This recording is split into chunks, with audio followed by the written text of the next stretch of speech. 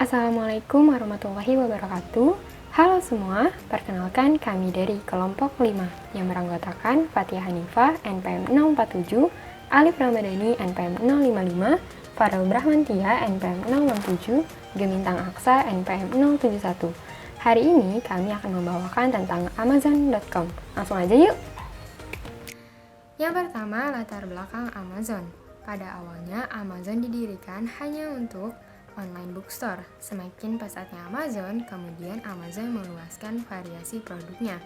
Hingga kini, Amazon menjadi perusahaan e-commerce dan cloud computing yang menjual software, video games, furnitur, makanan, mainan, gawai, dan lainnya.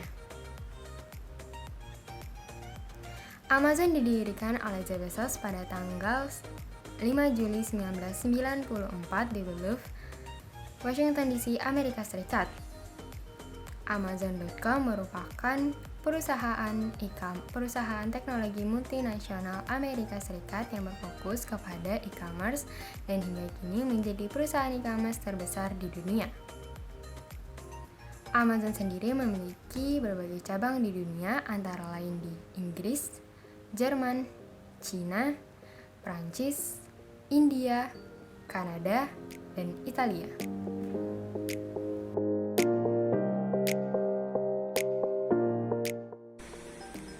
Di sini saya akan menjelaskan tujuan dari perusahaan Amazon.com. Visi dan misinya adalah untuk menjadi perusahaan yang paling customer centric bumi, di mana pelanggan dapat mencari dan menemukan apa saja yang mereka mungkin beli secara online, dan juga berusaha untuk memberi yang lebih bagi pelanggan dengan harga serendah mungkin. Tujuannya adalah bukan untuk menjadi toko buku terbesar di dunia, melainkan toko serba ada terbesar di dunia. Motonya adalah bekerja keras, have fun, and make history.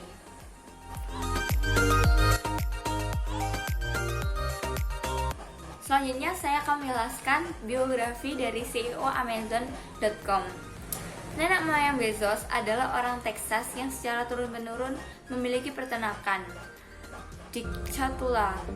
Sejak kecil, Bezos sudah memperlihatkan bakatnya di bidang mekanik.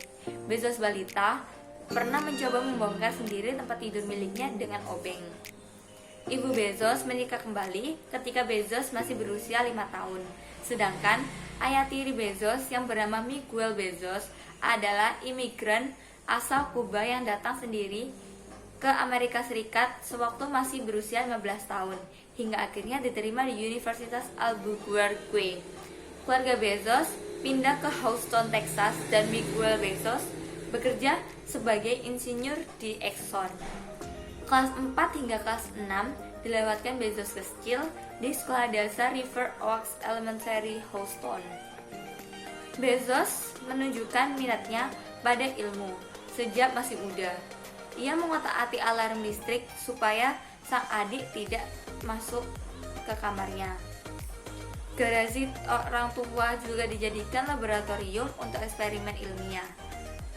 Setelah orang tuanya pindah ke Miami, di Florida, Bezos melanjutkan ke sekolah menengah atas Miami Palmetto.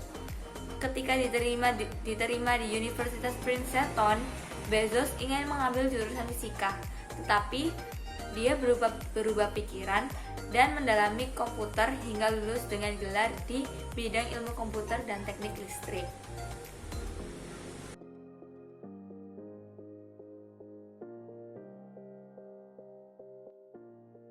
Oke, di sini saya sebagai perwakilan kelompok akan menjelaskan tentang permasalahan yang dihadapi oleh perusahaan Amazon.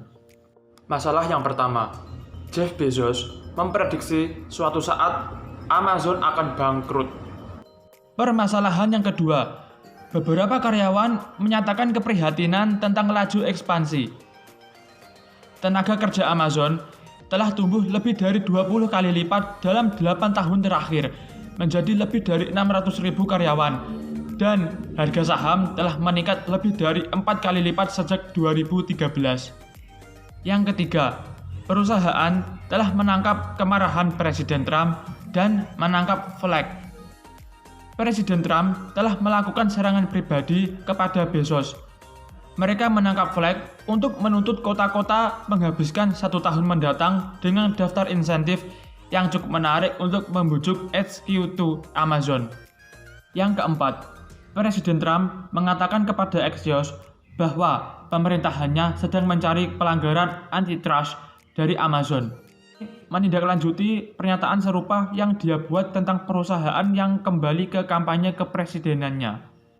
Permasalahan yang kelima, regulator di Eropa membuka penyelidikan antitrust mempertanyakan penggunaan data pedagang Amazon.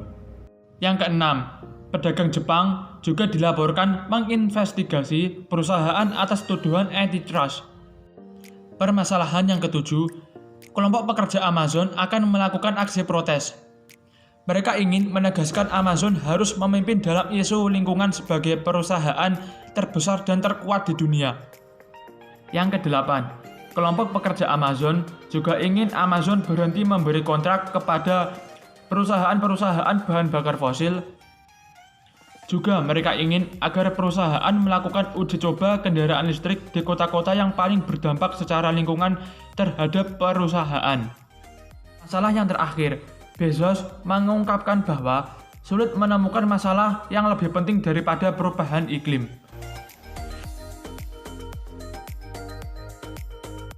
Oke, di sini saya akan menyampaikan apa saja sih pencapaian yang telah diraih oleh Amazon. Pencapaian yang telah diraih diantaranya 1. Amazon menjadi perusahaan internet dengan pendapatan terbesar di dunia, menjadi perusahaan swasta terbesar kedua di Amerika Serikat, dan menjadi salah satu perusahaan teknologi paling bernilai di dunia. Yang kedua, Amazon juga menduduki predikat sebagai perusahaan yang memiliki nilai pasar paling mahal. Untuk yang ketiga, Amazon menyamai status yang lebih dulu disandang oleh Apple, yaitu perusahaan publik yang berhasil meraih kapitalisasi 1 triliun US dollar. Di waktu tersebut, saham Amazon menyentuh rekor 2050,50 US dollar atau setara dengan 29 juta rupiah per lembarnya. Dan yang terakhir, Amazon menjadi salah satu e-commerce atau retailer online terbesar di dunia. Yang terakhir, strategi pemasaran Amazon oleh Jeff Bezos. Yang pertama, berpikir untuk waktu yang panjang. Banyak keputusan Jeff Bezos yang dinilai tidak strategis oleh rekan media, rekan bisnis, maupun investor. Jeff Bezos sendiri mempelajari bahwa apabila Anda ingin sukses di bidang tertentu, maka Anda harus memiliki niat dan bertahan dalam jangka waktu yang lama. Yang kedua, hindari kondisi bottleneck. Bottleneck sendiri artinya adalah satu masalah di area tertentu.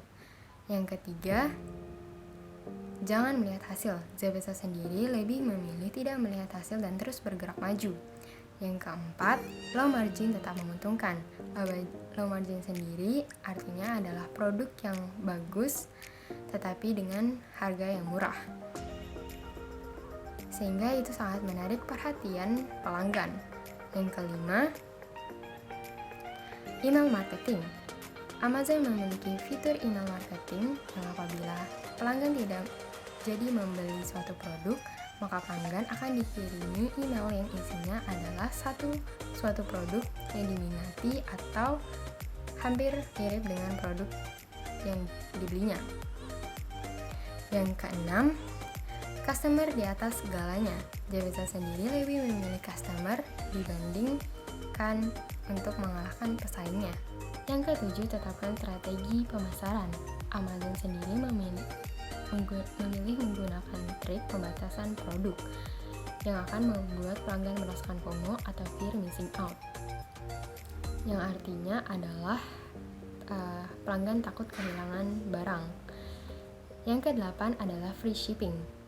Amazon sendiri menetapkan 2 free shipping. Yang pertama adalah free shipping di atas $25 untuk pengiriman dalam jangka waktu 8 hari.